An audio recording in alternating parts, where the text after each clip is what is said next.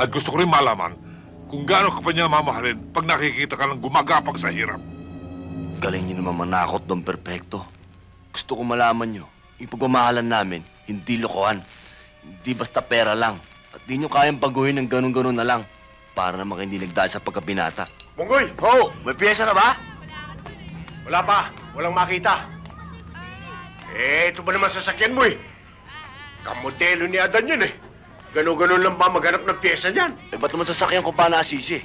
Eh, yung anak mo pa kay Lamero. O, tignan mo ito kung magsalita. Para nagamit lang. Nasira lang. Magsalita ka, napakasuplado. MacArthur, hindi ako supladong tao at hindi ako maramot. Ang kinagagalit ko, bakit di pa dilaron? Eh, kung nakaharnap to. Ano ka mo? Karnap! Ay, Panginoon kong Diyos, eh, sino man taong gusto mamatay sa tetano? Pag kinarnap ito. Yan ang sinasabi ko. Ikaw na iniraman, pag nasira, kasalanan mo pa. Iba talaga ang mga prinsipyo nyo. Ako na, gagawin ko na to, gagawa kong paraan. Kaya sa piyesa ni Adan.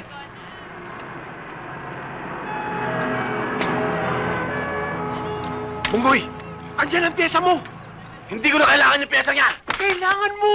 Hindi ko na kailangan yung kailangan ko yan. Oh my God. Goodness. Love! Oh my goodness. Oh, kamusta ko kayo? Naku, nagkabala pa naman. Oh. Hindi. Salamat, ha. Thank you. Oo, dala ko ho yan para sa inyong lahat. Ay, naku, hindi ho. Eh, para kay Bongoy ho to. Kay Bunggoy. Yung mga bata.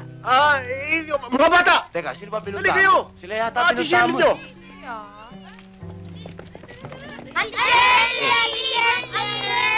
Hello? O, ayan na, para sa inyo yan. Maghati-hati kayo dyan. Sige, kunin nyo na. Palagay ko, nagpunta ka rito para sa kanila eh. Mabaho kasi ako, kaya hindi mo ako pinapansin. Ikaw, ha? Hirap. Ikaw, ha? Bakit ang dumi-dumi mo, ha?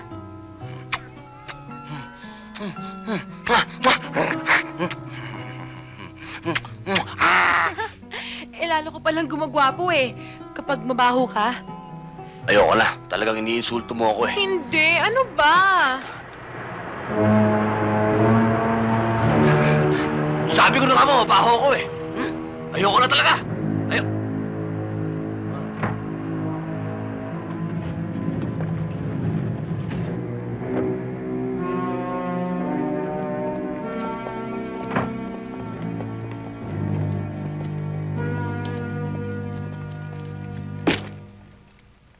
Kaya pala tanggap na tanggap niyong anak ko, ano? Dahil lahat kayo, damay sa kanyang biyaya. Hindi pa man Pasko, meron na kayong Santa Claus. Mawalang galang na ho, Don Perfecto. Huwag naman ho kayong ganyan magsalita. Matindi ka rin, ano, Bongoy? Napakatapang ng hiya mo. Sigurista ka rin. Ni ayaw mo kumalas sa palabigasan mo. Mawili ka, Shirley.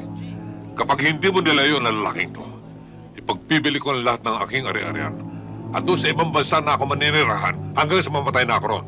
Iiwan kita mag-isa, Shirley. Tingnan ko lamang kung ano pa ang may bibigay mo sa kampaslupang ito pag wala na ako. At gusto ko rin malaman kung gaano ka pa niya mamahalin pag nakikita ka lang gumagapang sa hirap. Galing niyo naman manakot, Don Perfecto. Gusto ko malaman niyo, yung pagmamahalan namin, hindi lokohan. Hindi basta pera lang.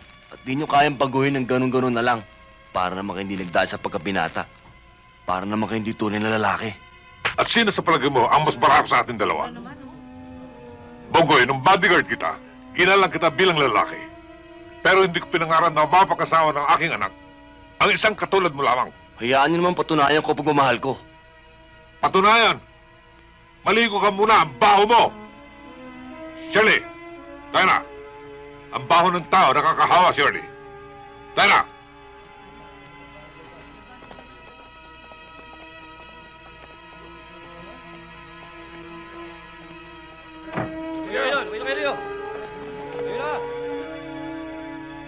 Shirley!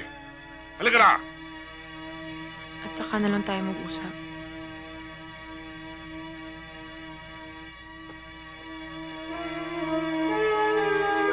Thank you! I love you all! Thank you very much! Ikaw naman kasi, hindi ka marunong maligo eh. Ang baho mo nga naman. Kayo na po ba ako magmamana? Eh di sa inyo. Hoy! May nakakalimutan kayo! Eto ba? Uy! Eto ba? Teka! Sandali, akin to eh! Ang bigay-bigay! Bigay pareho-pareho kayo ng anak mo.